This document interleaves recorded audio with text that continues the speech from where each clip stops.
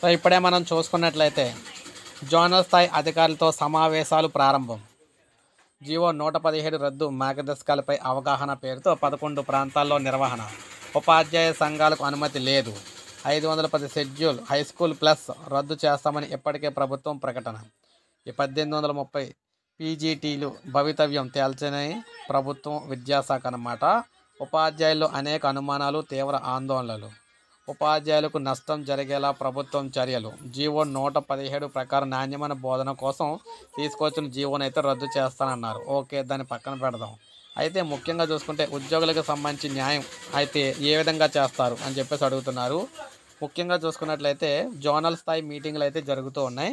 ఈ జోనల్ స్థాయి మీటింగ్లో పూర్తయిన తర్వాత సో ఉద్యోగులకు ఏ విధంగా అటు న్యాయం జరుగుతుందా అన్యాయం జరుగుతుందా అనేది తెలియదు. ముఖ్యంగా ఉద్యోగ సంఘాలు ఎవరికి కూడా ఈ జోనల్ స్థాయి మీటింగ్లో సమావేశాలకు అర్హత అయితే ఉండదని, ఎవరు కూడా రావడానికి కుదరదని చెప్పేసి ఉద్యోగ సంఘాలకు అయితే చెప్పడం అయితే జరిగింది. సో దీని మరింత అనుమానాలకు అయితే తావిస్తుంది అనమాట. ఉద్యోగులకు సంబంధించి ఏం జరుగుతుంది ఏంటనేది. సో ఇప్పుడే మనకు అప్డేట్ వచ్చింది. ఒక లైక్ చేయండి, సబ్స్క్రైబ్ చేసుకోండి, మన ఛానల్ సబ్స్క్రైబ్ చేసుకోండి.